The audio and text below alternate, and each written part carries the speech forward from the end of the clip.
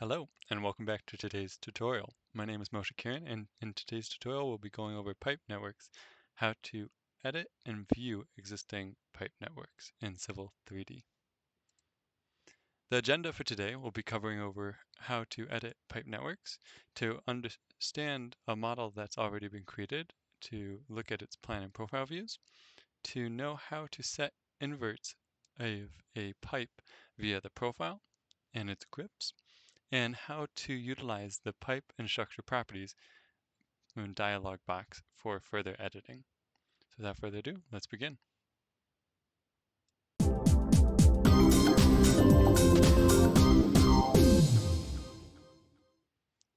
As we can see on screen, we have the following file opened up, Pipe Networks 3. Feel free though to use your own file, or you can access this sample file via the comments and description below. So as we can see on screen, first let's take a look at what has already been modeled in this existing pipe network model. If we go over to the tool space, we can see on the left, we have a pipe network. If we expand it out, we can see it's called Network 1.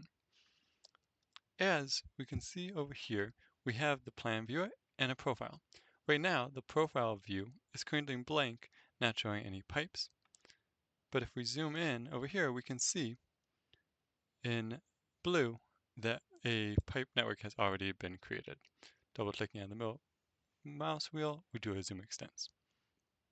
A quick way, if you ever are wondering how to find it, is you can right click, go to select, and it will highlight your selected network. So as we can see, it is right in this region. Let's start by taking a look at understanding what's already been modeled. If we right click on the network and go to network properties, and we can see it has lots of tabs that have valuable information pertaining to the network. The first is the name of the network, which we can rename if we so please, which for now we'll just call it Storm.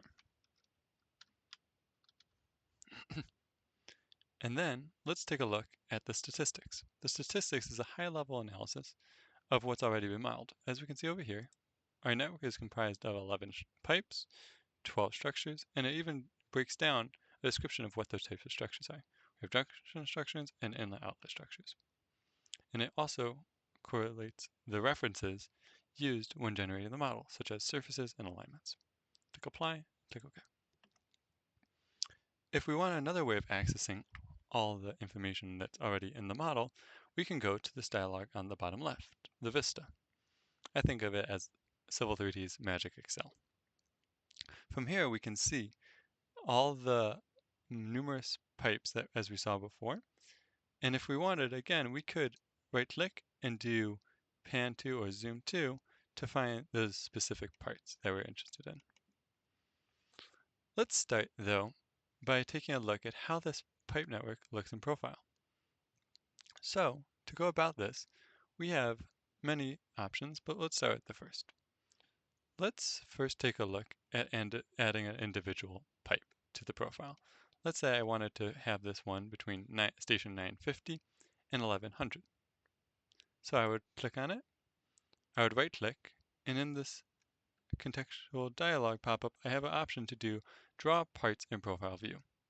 If we notice on the top as well, we have that option as well to draw parts in profile view. So let's start with this one on the right. I can zoom out, and then you can see our dialog asks to select the profile view we want to add it to. In this case, I'll add it over here. So we can see it added that part, and it's in between the stations as we expect, 950 and 1100. Now it's a little hard to keep track of where that pipe is in relation to the profile. So let's take a quick tip at how to have easy viewability. If we go to our View tab on the top, we can go to Configure Viewports, and actually in this case, I think it'll be most beneficial to have a split view horizontal. Now I can have my profile on the top, then my plan zoomed in on the bottom. But again, how do I know where I am along this alignment stationing? So let's click on the profile view, and we get a contextual ribbon on the top. From here, we can do an option called Station Tracker. And for now, I'll turn on all viewports. And with this, we can now see a blue highlighted line that tracks along the station, and it'll be very useful for trying to know where we are along our alignment as we're modifying our network.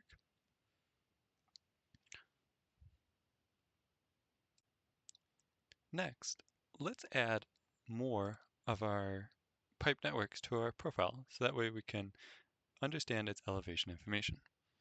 So we have multiple ways we can do it. Let's use a quick and easy method. By selecting the profile view, we can right click and go to profile view properties. From here, instead of like we were doing one by one, selecting each individual pipe, we can actually see an entire network on this far right tab under pipe networks. And here we have that storm network that we just renamed. If we do a shift select, we can select all the networks and do a quick check to apply to all. From here, you can now see that it has added all the network, all the different structures and pipes to our profile. Let's click OK. Notice though how I have a handful of pipes that don't seem to match the rest of the flow of this storm network over here. Now why is that? If we look on the plan view, we can see that we have a branch that is going off to the right. If we hover over an element, we can see that it has various pipes, pipe 10, parenthetical 1, and likewise pipe 10. So we can actually go ahead and take these pipes over here and turn them as off. So let's go to our profile view, right click, do profile view properties, and let's deselect the following pipes we just saw. Click OK. And in addition, let's hover over and see structure 12 and structure 11. Another method is to go ahead and select the two, and then it will delete them from profile view. It will not delete them from the model, but only the profile view. So now we have a nice, easy to follow path along the alignment showcasing our pipe network. Let's start by looking at the inverts that we have. As we can see, we have various inverts modeled, some of them not quite matching in elevation. Let's take a look at the first couple tools that we have available. If we select a pipe in our profile view, we can actually have three grips. We have a center grip, which will allow us to shift the pipe up and down. Click escape a couple times. We have a center line grip, which will allow us to change the slope and match a center. And similarly, we have a invert and crown grip that we can utilize. So a quick method, let's say I wanted to have this pipe change to match the pipe on the right. So I could select this pipe on the right, and I could move it up a little bit, move it up some more, if I so please. And I can grab the invert diamond, hover over, and allow my snaps to snap the two together. That is one quick method. Let's take a look at the invert over here to the right. Another method we can do is we can select the pipe, right click, and go to pipe properties. In this dialog, we'll see lots of variables that pertain to the pipe. If we look at it from a high level, collapsing all the windows, we have general, geometry, resize behavior, hydraulic properties, and part size. Similar to as we've seen, you've got inner pipe diameters, which you can change. You can modify by selecting the dialog from here. You can change the size. But in this case, since we're focused in on the inverts, we'll go to geometry and we can see that it has start and end invert elevations. If I wanted, I could modify the end invert. So I have 645 and 647. Let's make this 647, this point on the right, a little lower. Let's round it down to 646. Click OK.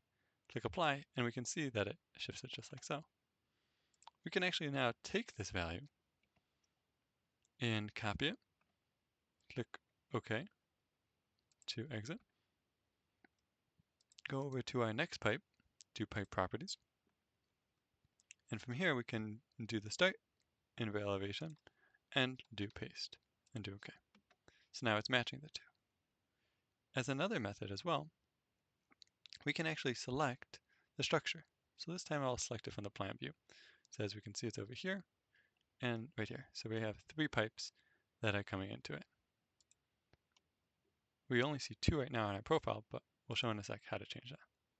Let's select the structure, right click, do structure properties. Now here as well, similar to the pipe properties, we have all the same categories of general, geometry, and part data. In addition though, we have insert rim behavior and slump behavior pertaining to the bottom, the bottom of the structure, and then the invert elevation pertaining to, just exiting out really quick, pertaining to how it attaches to the top of the structure. So if we go back, right click, go back to structure properties, we have a very useful tool which is called connections. Here we can see the 3 pipes that are connecting in, and we can see their elevations.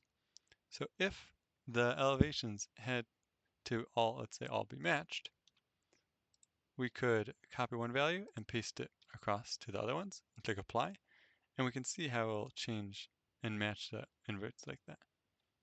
Let's do cancel. So it shifted this pipe down.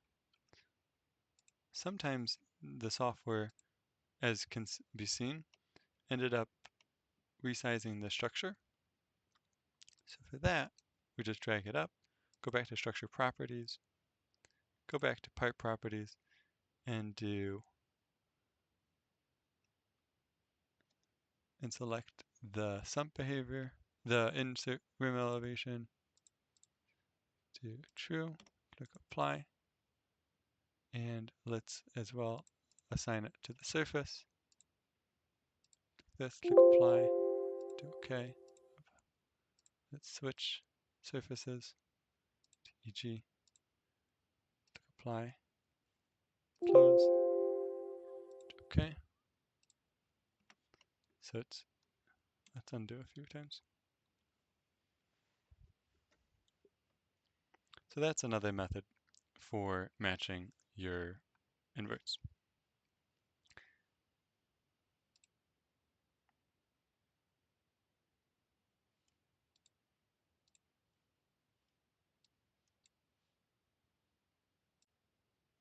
Now as another method for looking at all the inverts and pipe properties, we can actually go to our network, right click, and go to edit network. From here, we can access what's called the panorama vista. And with that, we have pipes and structures tabs. With each of these, we can see the inner diameters of each of the pipes, as well as slope information, which we could, if we would like, modify, along with the invert information, which again, we can also modify. So this is another method for accessing that data, and it's nice in the sense that instead of going into each individual property, we can access it via more of an Excel tab. So let's say I wanted to zoom in on this one. Click on the top view, right click, do zoom to. Here's my pipe. I could go ahead and modify this pipe. Take a look at it on the bottom, moving this up a little bit out of the way. Keeping track. So let's say I wanted to modify this intersection to have all 3. I could select this pipe, so I know I'm modifying this one. And then as well, you can right click on this top header and filter down to what you're interested in. So if I'm just interested in modifying the inverts, I can deselect it and filter down my list to be just focused on inner diameter and invert information. So that way I'm not bogged down with all the info.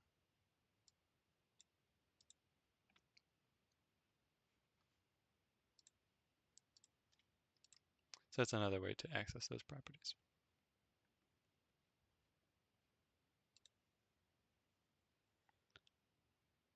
Now, as a last tool for kind of checking your work as you're going along is in your model space, kind of creating a sort of annotation view. So if we go to the top ribbon and we expand our add labels and go to pipe network, if we click here, do add pipe network labels, we can select the feature to be the pipe network. And in this case, I'll do entire network profile. From here, I'll do a drop down and I will just click it as standard for now. Add. Now I can add a part and add labels to each of the components. If you would like as well, let's undo that. Timer 2. Let's go ahead and modify this one. And let's actually make a copy instead. Do copy current selection. From here, we will call it invert elevation. We'll go to our general tab and layout. From here, we have the text. So instead of it being a description of the pipe, let's change it. Let's remove this. And let's do start invert elevation. Here you can see more properties. Click OK. Now it has the starting invert elevation. The invert start is dependent upon how the pipe was drawn. Do OK. So now if I did a structure name, let's do for structures and then crossing pipe. Let's just do standard. Let's click OK. Click OK again. Now each of these labels has the start invert elevation called out. So like we can see over here, 647, about over here. And you can modify it as well. So that way it snaps instead of to the center line to be at the invert with the label modification. But it's good just to check your work and to have labels as well. You can create a bunch to move as you're going along.